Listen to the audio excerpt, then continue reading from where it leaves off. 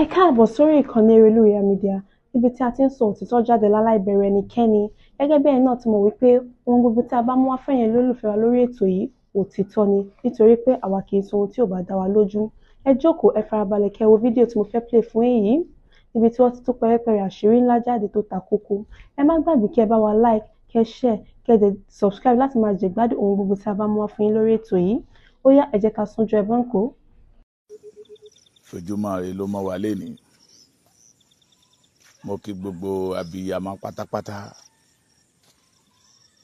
Mo kí wa nígun mẹ́rẹ̀ẹ̀rin ilẹ̀ kóòtù òjíire. Pé adániwáyé yóò gbà wá lọ́wọ́ àwọn ọ̀dájú ènìyàn. Adániwáyé yóò gbà wá lọ́wọ́ àwọn ẹni bí. Èmi a máa sọ wípé àìsílé ayé wà olórí ní ìran Yorùbá ń ṣèyàn. Àìsílé ayé wà ṣùgbọ́n adániwáyé tó ní agbára tó ní ẹ̀mí gbogbo wa yóò gbà wá lọ́wọ́ àwọn ọ̀dájú ènìyàn tí ń fayé ọmọ Yorùbá ń ṣòṣèlú. Mo ti sọ nígbà kan rí, mo ní ẹ̀yin olórí wa, ẹ̀yin tẹ́ wà ní ipò agbára, ẹ̀yin tẹ́ wà ní ipò àṣẹ, ẹ̀yin fayé wa ṣòṣèlú. Mo dẹ̀ sọ, mo ní ọba tó bá ń jáde síta tí ń gba yìí káàkiri, ìlú ò tí ì tú lórí ẹ̀ ni o. Ní ijọ́ tí ìlú bá ti tú, ní iyì àti ẹ̀yẹ àti ògo ọba ló wọ̀ mí. Ta ni ó wá gbà wá lọ́wọ́ àwọn ọ̀dájú olórí ta ní ní ilẹ̀ Yorùbá? Ta ni ó wá gbà wá lọ́wọ́ àwọn tí ń fayé Yorùbá tó fi ń ta káìtì bí àṣà àwọn ọmọ kéékèèké? Ìjọba ìpínlẹ̀ Ọ̀yọ́, ẹ̀ẹ́dẹ̀ bẹ̀rù Ọlọ́run. Ìjọba ìpínlẹ̀ Ọ̀yọ́, ẹ̀ẹ́dẹ̀ bẹ̀rù Olódùmarè. Ìjọba ìpínlẹ̀ Ọ̀yọ́, kí ni ó wá jẹ́ èrè yín nígbà tó bá pa gbogbo ọmọ Yorùbá tán? Kí lẹ fẹ́ ká kọ sórí orúkọ yín nígbà tẹ́ bá kò ní ipò àṣẹ tán?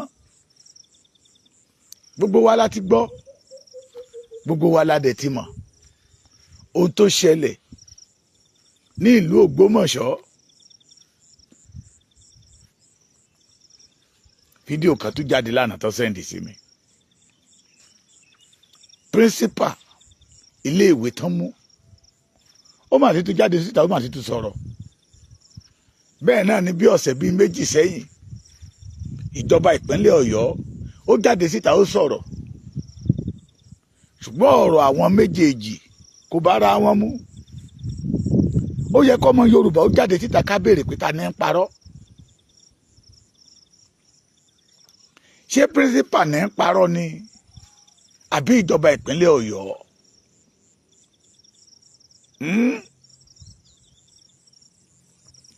Ṣé tó bá jọ pé ọmọ wọn ó wà nírú ipò tí àwọn ọmọ kéékèèké yẹn wà pẹ̀lú principal, ṣé irú ọwọ́ àti irú gain tí wọ́n ń gbà yìí náà mọ̀ fàyè ọmọ títí wọn gbà? Ẹ má gbàgbé o pé ẹnìkan ló mọ̀ o. Ẹ má gbàgbé pé tẹni tó dé la rí. Ìran àgbà Yorùbá ní pé tẹni tó ń bọ̀ àti ìmọ̀. Mo kí yín lẹ́ẹ̀kan sí. Mo kí yín lórúkọ bàbá Professor Banji Akíntóyè, àrólé Awólọ́wọ̀, bàbá dáadáa. Ó máa kí yín lórúkọ kàkàkí Olódùmarè májàsọ́là. Ó kúkú ń wí, bó ṣe ń wí là ń gbọ́n tínú. Ó ń kè wá nílọ. Ọ̀pọ̀lọpọ̀ wá ní ó ti lè sọ̀rọ̀ jù. Ọ̀pọ̀lọpọ̀ á ní kò yẹ kó sọ ohun tó sọ. Bẹ́ẹ̀ ń tọ́ máa Adéyẹmọ ń sọ òdodo ọ̀rọ̀ ni.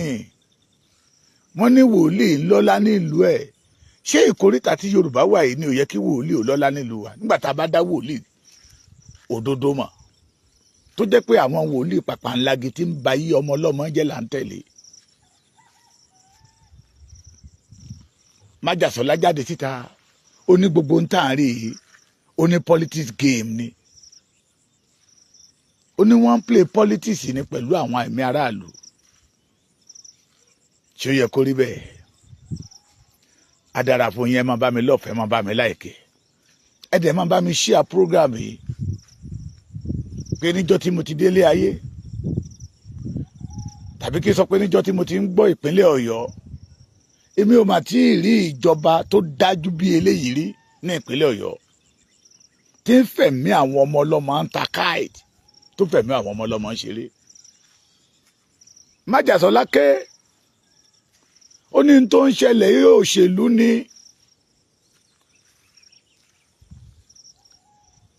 agbẹnusọ ilé ìgbìmọ̀ aṣòfin Ọ̀yọ́ òun náà jáde síta ó ní condition tí àwọn tó jí àwọn ènìyàn wa gbé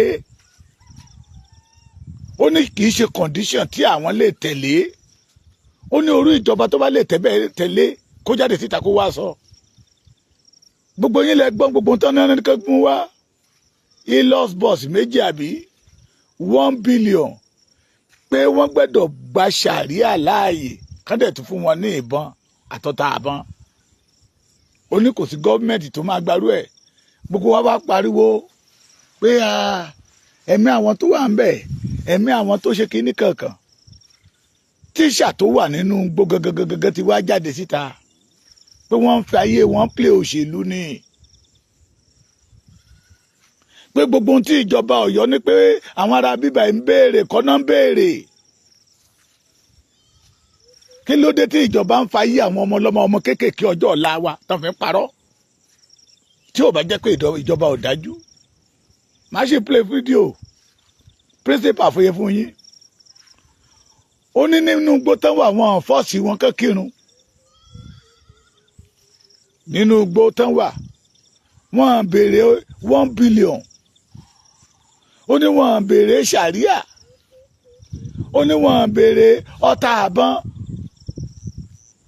kí ló tún ní wọn béèrè ó dárúkọ pé wọn ò béèrè ẹ̀ ó ní ṣùgbọ́n tán béèrè ni pé àwọn èèyàn wọn tí ìjọba mú kán tú wọn lẹ̀ káwọn náà lè tú àwọn lẹ̀ kí ló dé tá à ń fa yí àwọn ọmọ Yorùbá ń play politics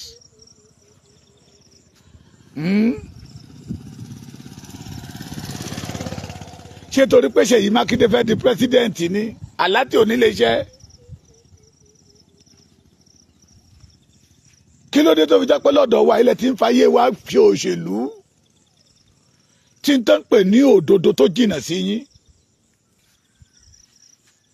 The worst governor that Oyo State will produce is Ṣèyí Mákindé. Àwọn ọmọ ọlọ́mọdé wà nínú igbó. Kí ló dé tẹ̀ ń parọ́? Kí ló dé tó jẹ́ pé irọ́ lẹ fi ń lò gbà? Kí ló dé tó jẹ́ pé ẹ̀yin àti irọ́ ti wá di 5 and 6? Ṣèyí ọmọ Mákindé. Sunday Igboho ló ń fẹ́ wọbẹ̀ òní kò sáyè tó bá jẹ́ pé láyé ìgbà kan ni ohun tó ṣẹlẹ̀ yẹ federal government àti ya billions of naira lù wọ́n lọ́yọ̀ọ́ Ṣèyí Mákindé àti kó sápò ọ̀pọ̀lọpọ̀ ọ̀rọ̀ tí Fáyọ̀ṣe sọ táwọn kan sọ wípé ìjà tó wà láàrin Fáyọ̀ṣe àti Ṣèyí ló jẹ́ kí Fáyọ̀ṣe máa sọ gbogbo nǹkan tó ń sọ yẹ ọ̀rọ̀ tí Fáyọ̀ṣe sọ tí àwọn ọ̀pọ̀lọpọ̀ ń sọ wípé propaganda òṣèlú ni ọ̀rọ̀ tí Peter Ayọ̀ Fáyọ̀ṣe sọ tó nítorí pé àárín òun àti Ṣèyí Mákindé ògún ni ṣé gbogbo ọ̀rọ̀ yẹn ò ti ń já sí òótọ́ náà wọ́n ní ó jọra wọn kò jọra wọn eégún àtiró wọlé èèyàn àtiró jáde láyé ìgbà tí bọ́ǹbù ṣẹlẹ̀ ní Ìbàdàn ṣó dìgbà tí à ń ka burú bá ṣẹlẹ̀ torí pé kẹ́ ẹ lè rówó gbà ní federal government lọ́wọ́ federal government. Ọmọ mẹ̀kúnnù kò ráyé wá lọ́wọ́ yín.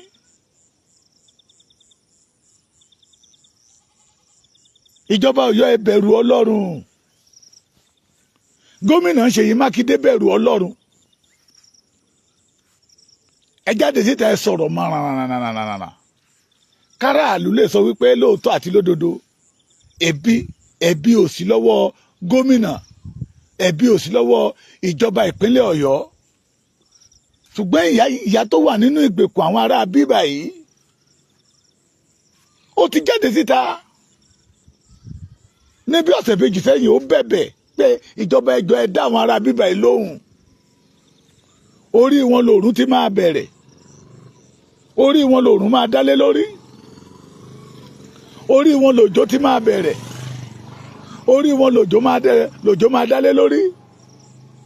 Ọmọ tí ò tí ì pọ̀ ọmọ ọdún méjì ń bẹ láàrin wọn, èyí tó sì ń mọmú ń bẹ láàrin wọn.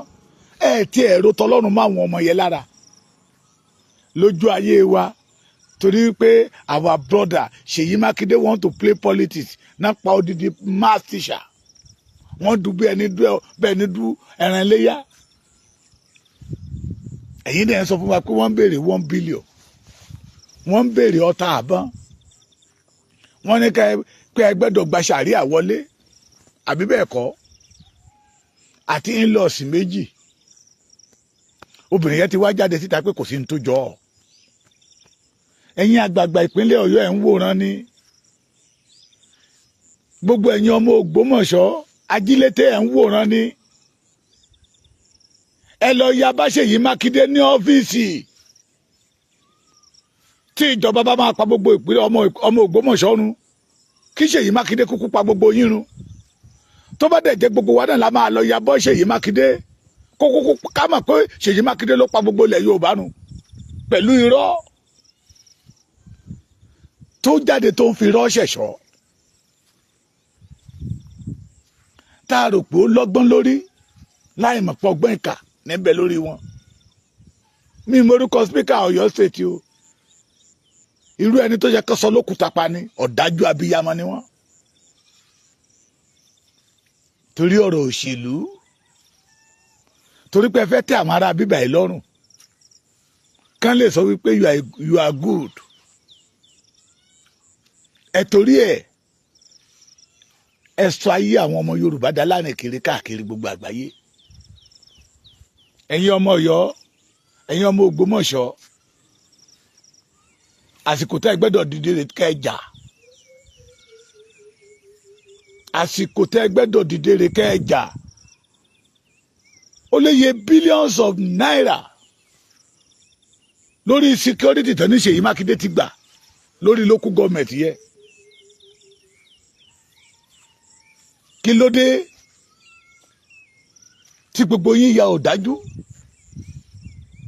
Mo máa ń sọ tí àwọn bàbá tó ṣèjọba fún alánàá tó bá ya ọ̀dájú bíi títí yín bí orú ẹ̀yin tẹ́ ẹ ṣèjọba lónìí, ìkankan nínú yín ò ní sí láyé mọ́. Because I see Speaker of Oyo State as a young man. Ṣèyí Mákindé gan young man ni. Tí àwọn bàbá Lámádé ṣìnà, àwọn ìjọba tó ti kó Kọ́lápọ̀ Ìṣọ̀lá, tí wọ́n wá ṣe ìjọba bẹ́ẹ̀ yìí ṣèjọba lọ́yọ̀ọ́ yìí, irú ẹ̀yin wọn á ti fi yín rúbọ dànù táwọn bá ya ọ̀dájú tẹ̀yìn bẹ́ẹ̀ yìí ṣe ya ọ̀dájú yìí. Yorùbá wípé olóòótọ́ ìlú òun ló ṣìkà ìlú. Ẹni tó dìde twice lẹ́ẹ̀mejì ọ̀tọ̀ọ̀tọ̀ ló máa dé yẹmọ́ ti pe ìpèpè ẹ̀yà ẹ̀ máa bọ̀ ẹ wá bá mi Ìbàdàn, à ń lọ sí inú gbóyè l'Ógbómọ̀ṣọ́. Ṣèyí Mákindé ò máa gbà torí pé ó ń retí owó lọ́dọ̀ federal government. Torí pé tí wàhálà bá ti ṣẹlẹ̀ ní state wọn, the next state ń retí ni kí federal government kó ya bílíọ̀nù lù wọ́n. Ẹ wá lọ àánú àwọn tó pera wọn l'Àmọ̀tẹ́kùn ló ṣe mí. Ẹni tó fi jolo alábàjọ tó jẹ́ pé bọ̀dá ọlọ́pàá white ní Ṣèyí Mákindé fi jọ kọ̀mándà àwọn Àmọ̀tẹ́kùn lọ́yọ̀ọ́. Àánú ẹ̀yàn Àmọ̀tẹ́kùn tó ṣe mí tó kàn waste life yín for nothing. Torí ó mọ géèmù tó ń play. Ìjọba Ọ̀yọ́ mọ géèmù tó ń play.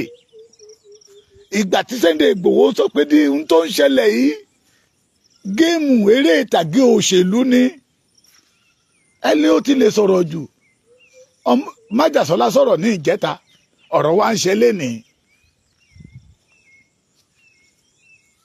kí lẹ̀ ń wa ilé ayé yìí mọ́yà fún tẹ́ ń gbélé ayé bíi pé ẹ̀ ní kúrò ńjọ́ kan bẹ̀ tẹ́ ń jayé bí ẹni jẹṣu ẹ ti gbàgbé pé àwọn kan wà lánàá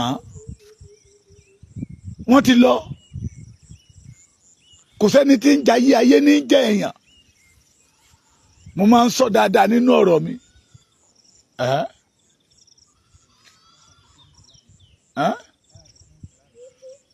lọ́ba ọmọ ẹ̀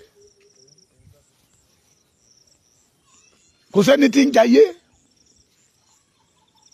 ayé ni máa ń jẹ́ èèyàn bá mi fò kò lé ẹyẹyẹ dànù kò lè bí pé kó kú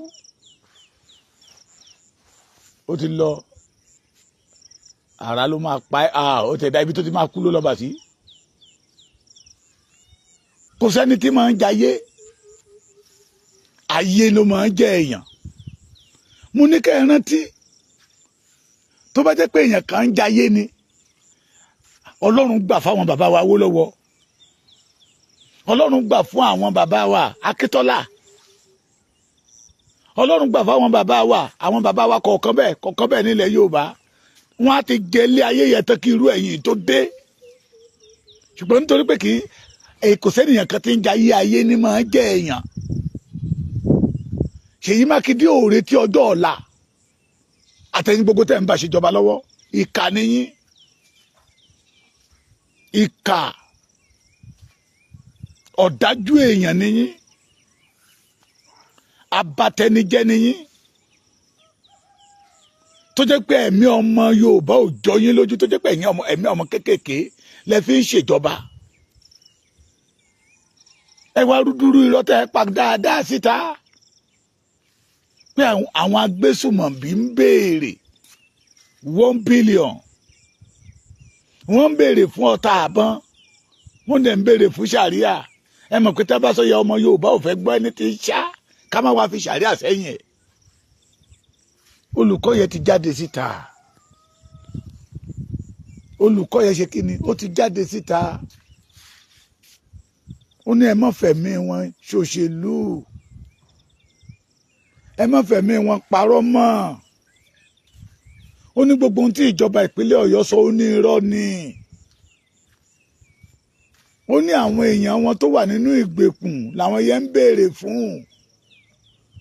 ó ní kì í ṣe ohun tí Ṣèyí Mákindé sọ làwọn yẹn ń béèrè ó ní kì í ṣe ohun tí ìjọba Ọ̀yọ́ sọ. Please, I have come to make some clarifications. ẹ máa gbọ́ o. Today makes it the 24th day that we have been in this place. Mm-hmm. And it seems that some people are making our problems to be complicated already. We were shown some print media where it was stated that these people that abducted us requested for the release of some people. They requested for ₦1 billion. They requested for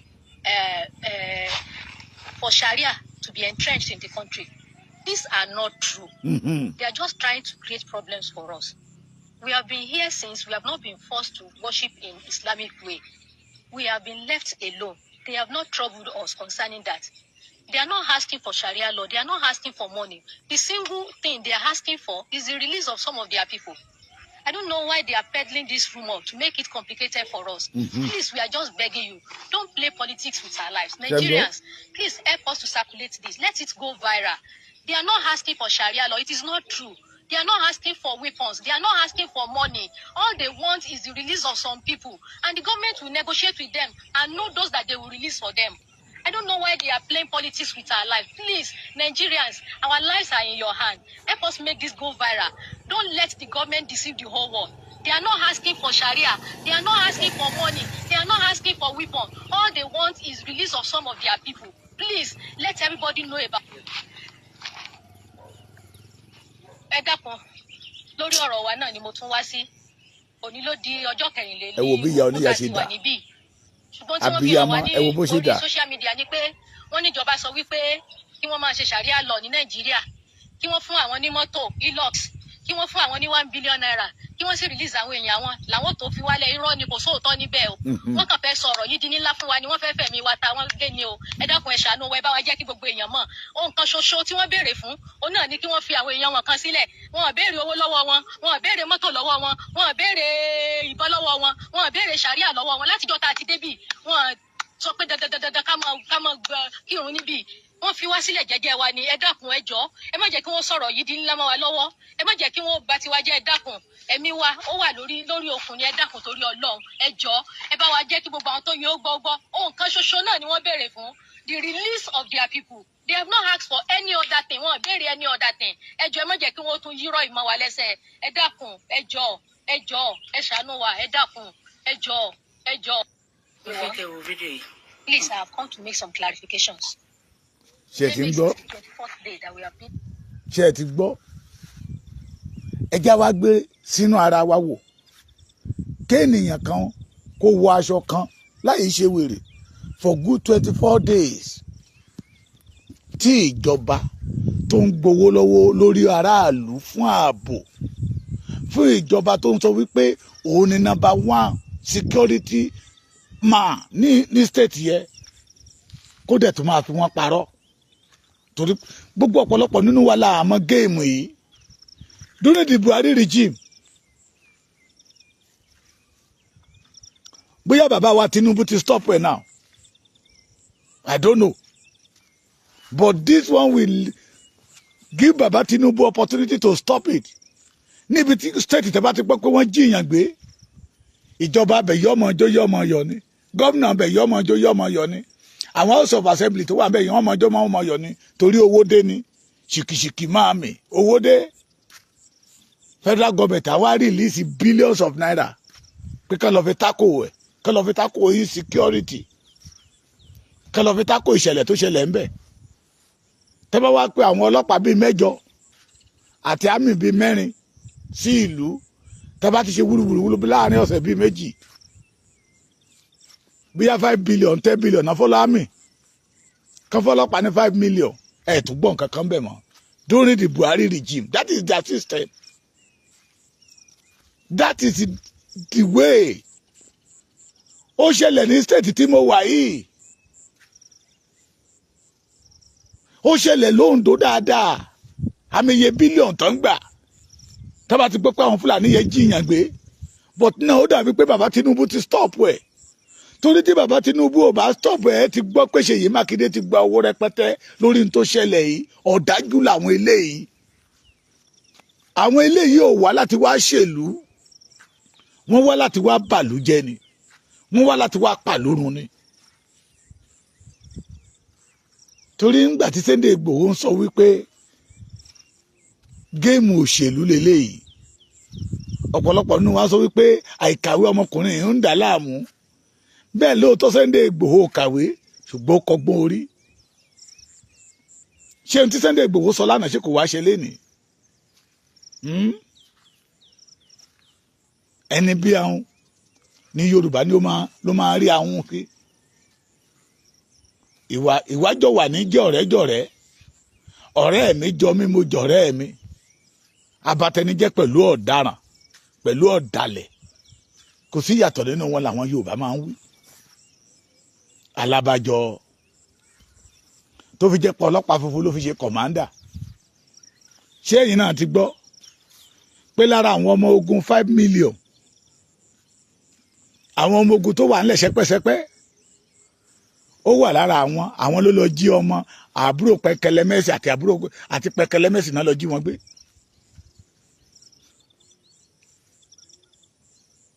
Àdẹ̀tí ń pariwo tipẹ́tipẹ́ pé nílẹ̀ Yorùbá ẹ má já fi dìgbò lugi ṣọ́lé, torí pé tẹ́ ẹ bá fi dìgbò lugi ṣọ́lé yóò mọ bùyàn jẹ ní.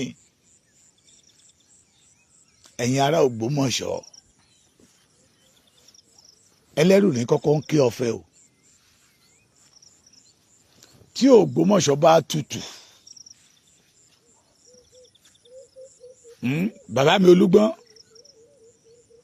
bàbá mi Ṣọ̀ún Ògbómọ̀ṣọ́, tí Ògbómọ̀ṣọ́ bá tutù tẹ́ ẹ bá dákẹ́, àwọn ará ìlú tó kù ní bá yín dá sí o. Àti ń rojú ọ̀nà bọ̀ o. Wọ́n ní àwọn agbésùmọ̀bí láwọn máa gba billions, wọ́n máa gba in-laws, wọ́n máa gba igbá, wọ́n máa gba owó, wọ́n máa gba kókó bàbá àṣàsùn. Ìyá obìnrin tó wà nínú ìgbèkùn ti jáde síta pé kò sí ní tó jọ bẹ́ẹ̀ o, pé ìjọba ìpínlẹ̀ Ọ̀yọ́ ń fàyè wọn play òṣèlú ni wọ́n fàyè wọn gbá géèmù òṣèlú. Wọ́n fàyè wọn gbá géèmù òṣèlú. Mo rọ̀ gbogbo àwa ọmọ Ògbómọ̀ṣọ́ ẹja tú jájá ká tú jájá jáde síta. Ẹni bá ní ọ̀kadà, ẹni bá ní márúwá, ẹni bá ní mọ́tò, kódà ẹni tó bá ní kẹ̀kẹ́, ẹ jẹ́ kí gbogbo wa wọ́ lọ sí Ìbàdàn. We should not allow Seyi Makinde to come out in that office. Kọ́mọ̀ pé lóòótọ́ lódodo ohun tó ṣubú lù yìí ó ká yín lára. Ǹgbà yẹn làwa tó kù ṣe máa dá sí o.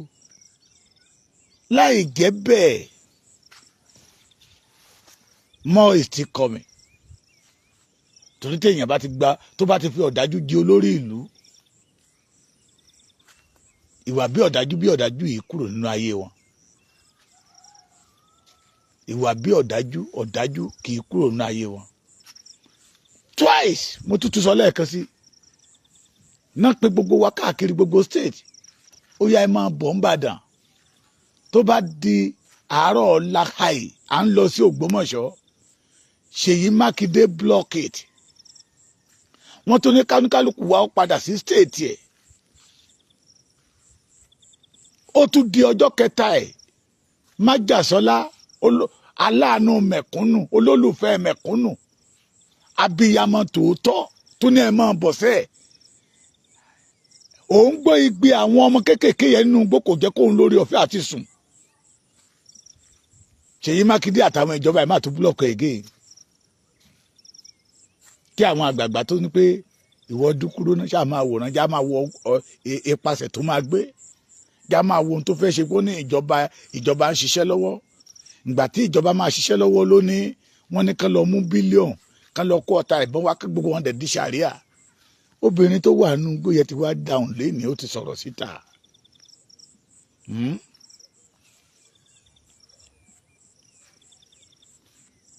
Ó ti sọ̀rọ̀ síta tó gbogbo ohun tí ìjọba sọ yẹ kò rí bẹ́ẹ̀. Yorùbá ta ni ó wàá gbà wá lọ́wọ́ ìjọba ọ̀dájú? Ta ni yóò wàá gbà wá lọ́wọ́ àwọn olórí ọ̀dájú tó yẹ kán wùwà gẹ́gẹ́ bí ẹni ire tó jẹ́ pé bí ọ̀dájú ń tí ń bẹ lọ́kàn wọn níbi pé kí ìran Yorùbá kí ilẹ̀ mọ́ kí gbogbo wa ti dòkú. Wọ́n dẹ̀ ti gbàgbé pé bí ilẹ̀ bá mọ́ tí gbogbo ọmọ Yorùbá bá dòkú, ọ̀nà àti rí owó jí, ọ̀nà àti ní owó kò ní rọrùn fún wọn mọ́.